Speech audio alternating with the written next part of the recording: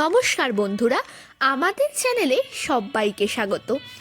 আজ চলে এসেছি ডিম প্রেমীদের জন্য দুর্দান্ত একটা রেসিপি নিয়ে। আজ বানাবো এগ সোয়া মোমো ঘরে থাকা খুব সামান্য কয়েকটা চটজলদির উপকরণ দিয়ে। তো চলুন শুরু করা যাক। সবার প্রথমেই আমরা যেহেতু সোয়া মোমো বানাবো তাই জন্য সোয়াবিনটাকে সেদ্ধ করে নিচ্ছি।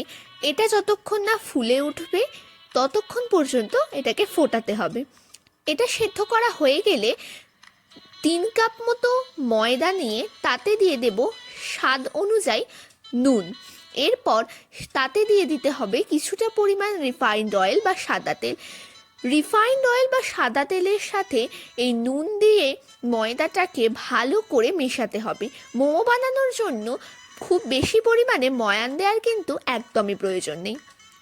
এরপর সোয়াবিনটাকে চেপে চেপে যতটা সম্ভব জলটাকে ঝরিয়ে নেব, তারপর অন্য পাত্রে তুলে রাখবো।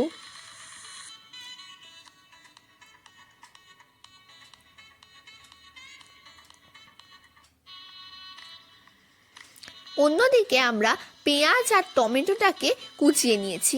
এরপর জল ঝরানো সোয়াবিনটাকে মিক্সার গ্রাইন্ডারে করে গ্রাইন্ড করে নেব।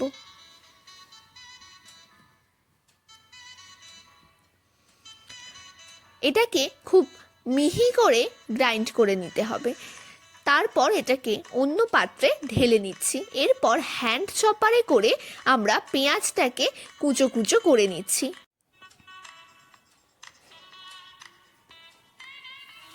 ঠিক একইভাবে টমেটোটাকেও করে নেব।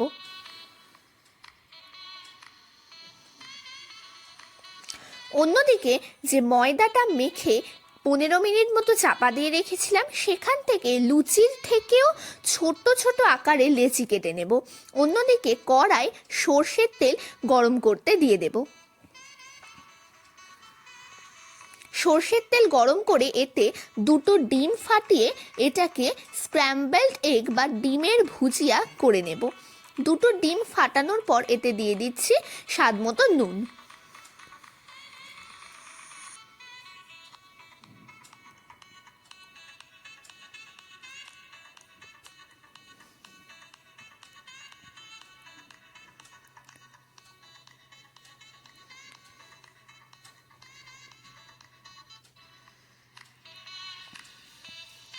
এরপর ডিমের ভুজিয়াটা হয়ে গেলে আমরা বাটিতে ঢেলে রাখবো। অন্যদিকে ওই তেলের মধ্যেই আমরা দিয়ে দেব পেঁয়াজ কুচিটা। পেঁয়াজ কুচিটা একটু আগে থেকেই দেব, কারণ এটাকে একটু ভাজা ভাজা করার প্রয়োজন আছে।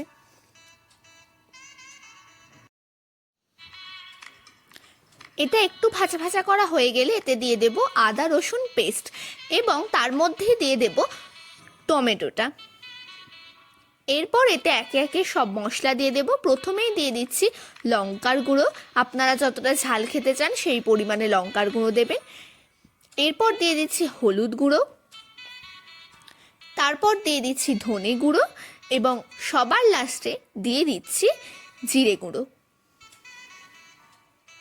এবং যেহেতু ডিমেতেও নুন আছে তাই নুনটা একটু ব্যালেন্স করে এতে দিয়ে দিচ্ছি। আর যেহেতু টমেটো আছে তাই সেই হিসাব করেও একটু যাতে ব্যালেন্স হয়ে যায় তাই জন্য দিয়ে দিলাম খুব সামান্য পরিমাণে চিনি।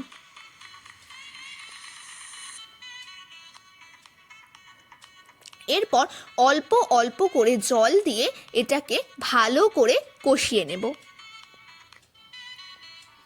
মশলাটা যত ভালো করে কষাবেন ততই কিন্তু পুরটা খেতে আরও ভালো হবে।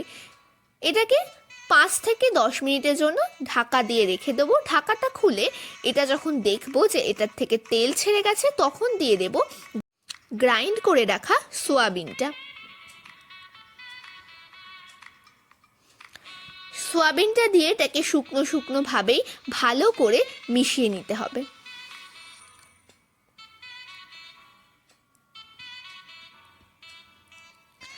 এটাকে মেশানো হয়ে গেলে এতে দিয়ে দেব ডিমের ভুজিয়া বা স্ক্র্যাম্বলড এগটা।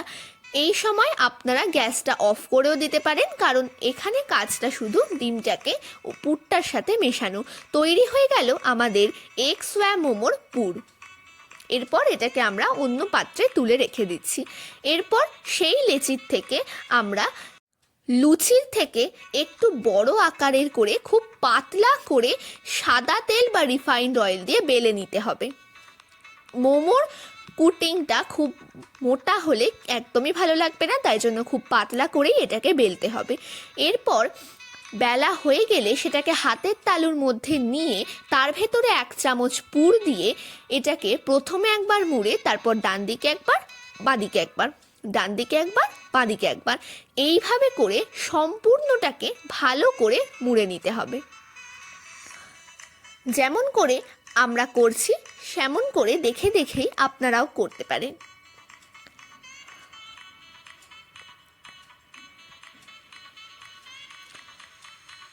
হয়ে গেল আমাদের প্রথম শেপের মোমো।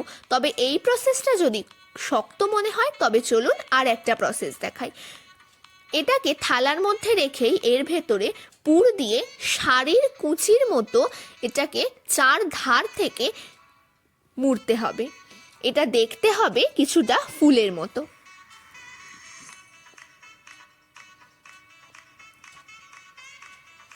সব কটা দিক থেকে শাড়ির কুচি মতো করে নিয়ে এসে একটা জায়গায় জড়ো করে ওপরটা হালকা করে চেপে দিলেই হয়ে যাবে আমাদের আরও একটা শেপের মোমো। খেয়াল রাখতে হবে যাতে কোনো জায়গায় ফাঁক না থাকে। এরপর গ্যাসে জল বসিয়ে জলটা টকবক করে ফুটতে শুরু করলেই মোমোগুলো আমরা এতে সাজিয়ে দেব। এরপর 10 থেকে 12 মিনিট এটাকে স্টিম করার পর এটা খুলে যখন দেখব মোমোটা ভালো করে স্টিম হয়ে গেছে, তখনই আমরা এটাকে সার্ভ করে দেব। তৈরি হয়ে গেল এভাবেই ঘরোয়া পদ্ধতিতে এগ সোয়া মোমো। রেসিপিটা কেমন লাগলো সেটা অবশ্যই কমেন্ট করে জানাবেন। ধন্যবাদ।